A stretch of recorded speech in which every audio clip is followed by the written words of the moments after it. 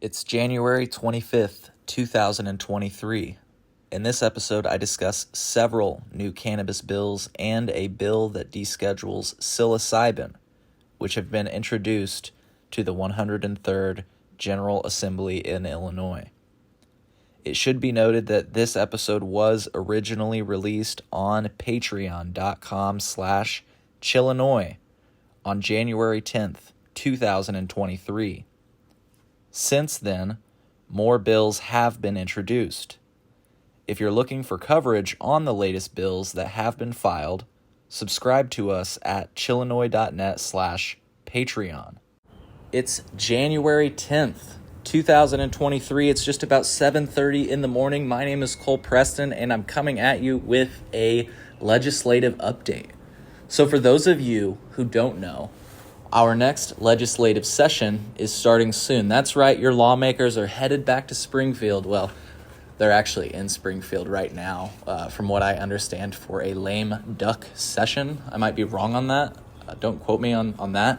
But anyways, your elected officials are about to head back to Springfield for an entirely new General Assembly. So the one that we are currently in, as you know, there's some bills that they're trying to push through, including a firearms bill, is the 102nd General Assembly. So the next one will be the 103rd. So if you follow us on Patreon, you know that several cannabis bills have been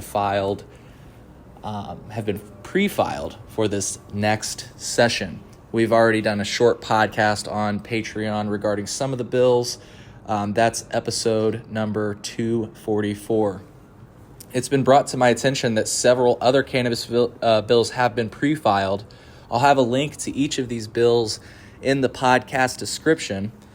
Before I get into that, though, there's also some exciting news regarding psilocybin. So if you follow us on Instagram, you will see that we broke a story last night that legislation that deschedules psilocybin and psilocin, while also creating a regulatory structure for supported adult use, has also been pre-filed for the Illinois General Assembly. So I don't exactly know. I'm not well versed on this bill yet, but from what I understand, since the legislation deschedules psilocybin, effectively all criminal penalties will no longer exist. That's what I've been led to believe. So cultivation, possession, use, there would not be a graduated scale of penalties because the substance would be completely descheduled, just like any other mushroom that we deal with in our day-to-day life, right? And so that's definitely going to be interesting. That's HB001.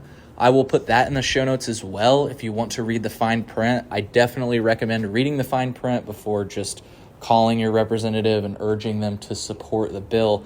I really think that we should look into what this actually means. And in the spirit of that, I have invited people that are very familiar with what this bill should mean onto my show to answer several of my questions. The descheduling thing seems to be pretty clear, but I'm definitely going to get clarification on that. The other thing that this bill, like I mentioned, creates is a regulatory structure for supported adult use.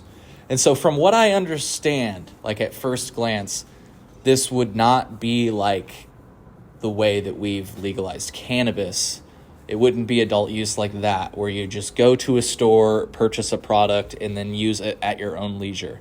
Unfortunately, that's not how I understand this supported adult use structure to function. So the key word here is supported adult use. And so from what I understand, you will be able to seek out services, aka support, to go through this type of experience, right? Using psilocybin, using psilocin. And so that's what I understand it to mean. And of course, that would mean that then an industry would be birthed, for lack of better words. Industry would be born. And I don't know what that means. I don't know what that looks like. I do get the impression that it will be highly regulated.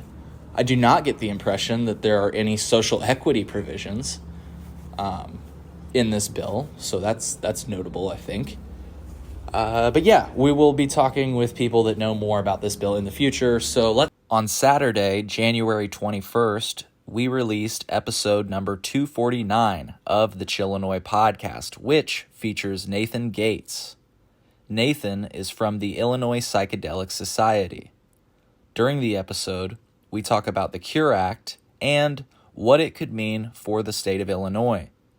You can tune into this episode now. I put a link in the podcast description for this episode. Enjoy the rest of the episode. Let's get into what we actually came in here to talk about today, which is that several cannabis laws have been introduced for the 103rd General Assembly in Illinois. Once again, we're going to have a link to each of these bills that we talk about, and just right off the top, I want to say that I'm going to be reading the summaries today. And I will also say right off the top, just as a reminder, I do not get the impression that any of these bills that are being filed are for normal people. All of these bills seem to be for the industry. So, HB 0008, 0008, House Bill 8, in other words. The summary of this one, it was pre-filed by LaShawn Ford. It apparently amends the Cannabis Regulation Act and provides that entities awarded a cannabis transporting license may defer paying the associated fee for a period of no more than 2 years. So that's that. I think that's, like, as you can tell, that is definitely something for the industry. It's for somebody who has a transporting license. This House Bill 25 looks like it amends the Cannabis Regulation and Tax Act and raises the specified square footage requirements for craft growers. So it raises the number of craft grow licenses for specified craft growers to 3 rather than 1, 6 rather than 2, and 10 rather than 3. It removes language prohibiting craft growers from being located within 1,500 feet of each other and prohibits cannabis product advertising from describing or references a cannabis product as craft unless the cannabis product is produced by a craft grower. That's an interesting one. One that I think that the bigger companies might take issue with, but who knows.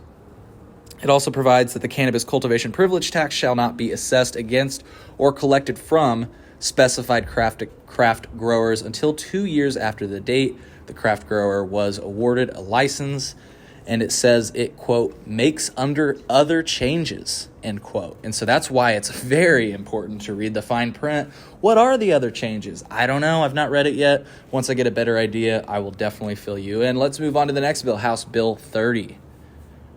This one provides, as a condition for the renewal of a cultivation center's license, a cultivation center shall set aside and offer wholesale to infuser organizations an amount of the cultivation center's monthly THC oil production.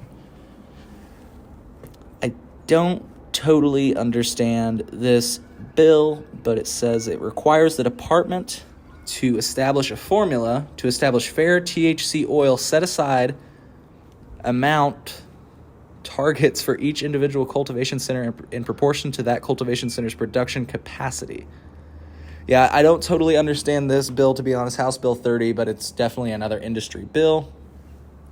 House Bill 31, it removes language providing that any person or entity awarded a craft grow license under specified provisions shall only hold one craft grower license. And it requires the Department of Agriculture to issue an additional 30 craft grower licenses on or before December 21st, 2023, and an additional 30 craft grower licenses on or before March 15th, 2024.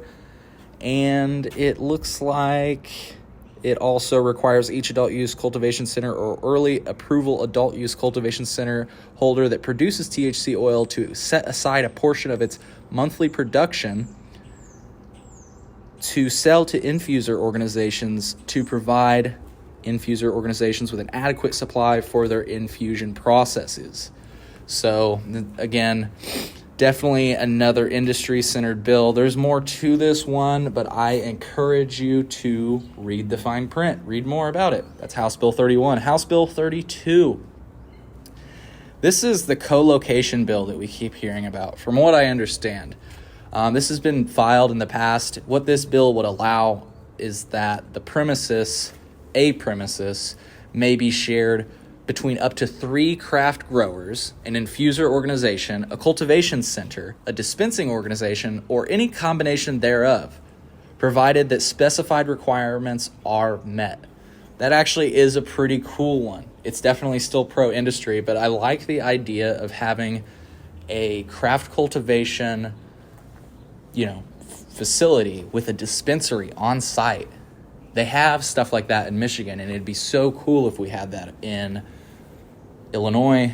But once again, industry-centered bill, House Bill 32. So, House Bill 0998, or House Bill 998. This creates an income tax deduction in an amount equal to any federal deduction disallowed pursuant to Section 280E of the Internal Revenue Code related to the production and distribution of adult-use cannabis products by an entity licensed under the CRTA. So I don't totally understand this bill, but from what I do understand about it, it does seem to be, it's trying to offset what these producers have to pay in federal taxes, which from what I understand is the 280E, Section 280E that it was referencing. Again, though, I am way out of my ballpark with that. That is my loose understanding. Definitely recommend reading more into this. House Bill 1010. Now, I have to take back what I said, I guess, at the beginning of the podcast. This is a consumer-centered bill. At a glance, looking at the summary, this is a consumer-centered bill, and by no surprise, it comes from Representative Mary Flowers. It amends the Critical Health Problems and Comprehensive Health Education Act and provides that a school's comprehensive health education program must include instruction on the medical and legal ramifications of cannabis use. Okay, I take that back. I don't know what this looks like, but I trust that because it's coming from Representative Mary Flowers and her past with actually filing bills that are for the consumer.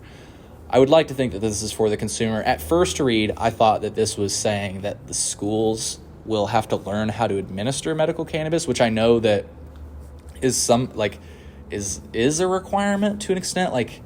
If you're a young medical cannabis patient, you, I believe by law, can take cannabis at school. There is a law that allows you to do that. But I thought maybe that this was building on this law. That's what I thought at first glance. Now that I read it again, I don't know that I completely understand it. And so again, I'm going to say, read the fine print on that one, ladies and gentlemen. Okay, House Bill 1025. I have no idea what this one does. There's several bills like this, but it says it amends the Cannabis Regulation and Tax Act and makes a technical change in a section concerning the short title. It's filed by Representative Mary Flowers. No idea what that bill does. Okay, moving on to our last two bills. House Bill 1035. This is another one from Representative Mary Flowers, and it does seem sort of industry focused, I will say, but it provides that notwithstanding specified provisions of the Act, state entities must establish alternate lowered amounts of licensing fees and escrow or surety requirements under the provisions. And it also provides that only the separate lowered fees and escrow or surety requirements shall be required of a person who has, 1, a close family member who has been housed in a state or local jail or prison system, or 2, has resided in the southwest or west side of Chicago for 15 years as evidenced by tax records or other such documents. It's an interesting one. I'm not going to pretend to understand or support that bill yet. I will once again encourage you to read the fine print, maybe even reach out to Representative Flowers for clarification on what the bills she has filed mean. So this last one was pre-filed by Representative Rita Mayfield. It's House Bill 1055. and it amends the Public Community College Act. It provides that the Illinois Community College Board shall develop and maintain a program to provide free tuition at one community college in each R3 area designated as such under the Cannabis Regulation and Tax Act, using money appropriated from the Cannabis Regulation Fund. It authorizes the board to adopt any rules necessary and amends the State Finance Act to make related changes. I kind of thought this one was cool. I don't know what exactly all of the R3 money is used for. I've heard that it's for reinvesting in communities and 3 other R's. But I don't understand exactly where they use that money and how they use that money. But putting it towards college for kids, that sounds like a pretty good use of that money. So, hey, that's an exclusive look. That's a really early first look. I've not heard anybody else reporting on these bills. Of course, that is because just because these bills were proposed doesn't mean they're going to happen. For example, there were several bills in the last few legislative sessions that just did not go anywhere. Shout out to Home Grow. It didn't go anywhere. I believe Representative Mary Flowers filed for a Home Grow bill. I might be wrong on that. Maybe it was Representative Carol Ammons from Urbana. Either way, it went nowhere. So, folks, just because I talked about this today, just because these have been pre-filed, it doesn't mean anything, frankly. And so keep that in mind. If you support these bills after reading the fine print, reach out to your representatives. If you don't understand something, reach out to your representatives, and they might be able to give you an answer. And I just want to thank you for tuning into this episode. If you've listened this far, it means that, from my perspective, you truly care. And so thank you for paying attention, and thank you for giving me your attention and time. Have a great morning or whenever you're listening to this, and we'll see you on the next episode. Thanks. And just a parting note, I wouldn't be surprised to see more bills filed in the coming days. Like I said, from what I understand, the session starts, I think, on Wednesday. So tomorrow. So very possible you'll see bills filed throughout this week and throughout this session, frankly. So keep your eyes on the Illinois General Assembly's website, which is where most of this information will be. If you notice, all the links that I include do not go to the Illinois General Assembly's website. Well, that's because this has all been pre-filed, and so some of this information is actually not showing up on the portal just yet. It's kind of an interesting situation. It should be, from what I understand, most of these bills, including definitely, I believe, the descheduling of psilocybin, should be on the Illinois General Assembly's website by tomorrow, which would be January 11th. Could be wrong on that, though. This is my first spin at really paying attention to this stuff. So if you're along for the ride with me, well, it's going to be interesting. I look forward to learning more about the legislative process. And on that note, we'll see you on the next episode.